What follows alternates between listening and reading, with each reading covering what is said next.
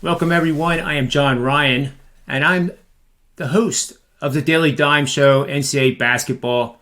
It is March Madness, and this is a time of year where it is just absolutely fun to get like 2 or 3 hours of sleep. I can't wait for tomorrow and Friday. I'm going to be lucky enough to be on a couple live in-game betting shows, Buster, and I'll probably have bags under my eyes the size of Gibraltar by the time we get to Sunday. But you know what? There's never a better time to not look your best than during March Madness. How's everything going for you, Buster? I've actually the past week, full disclosure, was a little bit of a bloodbath for me. I was doing really well in college basketball. Almost had us up to about plus just under 100% in college basketball profit for my clients from the beginning of the year. And then Mr. Regression came and got me. I was talking a bit about it on the Puck Time show. Within 5 days, he kicked the living shit out of me. So good night last night, went 5-2. So hopefully we got rid of him. I told him to go bug somebody else from some other site. Nobody from Sports Memo or Wager Talk. Go pick on somebody else. So hopefully he's gone now, and we'll continue our. Like I say, I throw out those 5 days. We've been doing really well in college basketball, but we all know doing this for as long as we have. Sometimes he comes. You just hope he only comes a little for you. But he brought his whole army with him. So. But keep in mind, folks, that he's up almost 100% ROI with his clients. So this is just like watching a bullish stock. Well, I was. That's what I'm saying, John. I was. In 5 days, we lost a little over half of it back. So that's what I'm saying. Regression came and got me big time. But even after that, you're still up. And This is if anything, this is the time to get one of his subscriptions. Probably, and that's the point. I would have to think so. Yeah. Yep. And we both know that, and when we go through these regressions, that's the time to get on board with a 30-day subscription for sure. So I highly recommend you guys do that. They're discounted over at SportsMemo.com, and take advantage of it. Get us working for you starting tonight, and I know you'll be glad you did. All right, Buster, let's get to the Notre Dame Rutgers game. This is 9:10 p.m. Eastern Standard Time. This is the 11 versus the 11 play-in game. And both teams, I thought Rutgers earned a spot and would not be a play-in. However, they are the play-in. Notre Dame, I actually had almost not making it on my power ratings. And the ACC is the sixth toughest conference now out of the 32, and they had a big regression year. Duke is really the only quality team coming into the tournament out of the ACC. You look at the Big Ten where Rutgers plays, and they have 9 teams in the dance, which is outstanding. There's 14 teams in the Big Ten, and that's always a good trivia question if you want to get a free beer from somebody at the bar. Ask them what the Big Ten teams are. Most people stop when they name 10 and think they're smart. That's a good time to do it, too, during March Madness. If you see a guy drinking too many Guinnesses, there's your opportunity. But the opportunity in this game, Buster, I see with the Rutgers Scarlet Knights. And they're 18-13 on the season compared to Notre Dame, 22-10. The line opened with Rutgers as a 1-point favorite. It's now crossed over to Rutgers being a +1 underdog. The total 132 has gone up to 133.5. 64% of the bets so far are on Rutgers, and I think this is the only red flag I see, is that makes me think that the sharps are on Notre Dame. And anymore, I don't split the Joes and the pros, so to speak, anymore. It's one lump sum of money, because a Joe could put down 10 grand on a game. It doesn't necessarily mean he's a sharp, right? Right. So especially this time of the year, I don't put any extra emphasis trying to determine who the sharps are on, because it could include some very wealthy individuals that are just having fun. Anyway, we always have the matchup analysis, and this is a matchup of former Big East Conference rivals that fell into this play-in situation. The winner gets to play Alabama.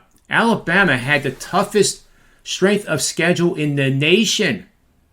And the winner of this has to go face them. I personally think Alabama is a vastly underrated team coming into this tournament as a 6 seed, nonetheless. Alabama will be favored by 7 should Rutgers win this game, and I see it 4.5 to 5 points as a favorite against Notre Dame. And I think that the Tide will roll in that game. So there's 2 picks for you.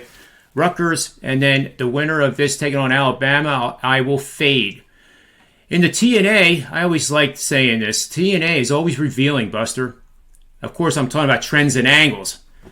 Notre Dame head coach Bray is a money-burning 10-28 against the spread when playing on a neutral court setting in a game with a total between 130 and 139.5.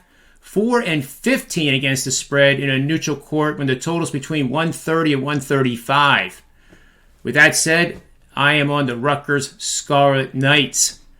Now let's take over to Buster's game here, which is in the NIT. This is Iona taking on the University of Florida Gators, who have to be a little bit disappointed that they're not in the big dance. A little bit of a surprise there, in my humble opinion. They went 19-13 on the season, 15-17 against the spread. They're going up against an Iona team that obviously played at a much weaker conference. The SEC was the second toughest conference this year, and there was no one even close to what my power ratings say for the Big 12. They went 25-7 on the year, 16-16 against the spread in those 32 games. They're 7-4 on the road, but only 3-8 away from home against the spread. So, Buster, tell us where we should put our money in this game. Well, John, we're going to go with the underdog here, getting 6.5 with Iona. Actually, we had this number at 4.5, and now what happens is head coach Mike White, he resigns on Sunday, and he's going to go to an SEC rival in Georgia, which mentally for these kids, I got to believe that's tough. They don't, as you said, this tournament they probably were expecting or maybe hoping to be I'm pretty sure they were always kind of on the outside looking in anyways on that bubble for the big dance. But still, mentally after when you're head coach, this was on Sunday. He leaves, and now you got to go play a game on Wednesday. Just don't know how motivated they can be for this one here. Iona took a bad loss. They were the champs of the Metro Atlantic, and they took a bad loss. They were 11.5-point favorites and lost in the quarterfinals by a point.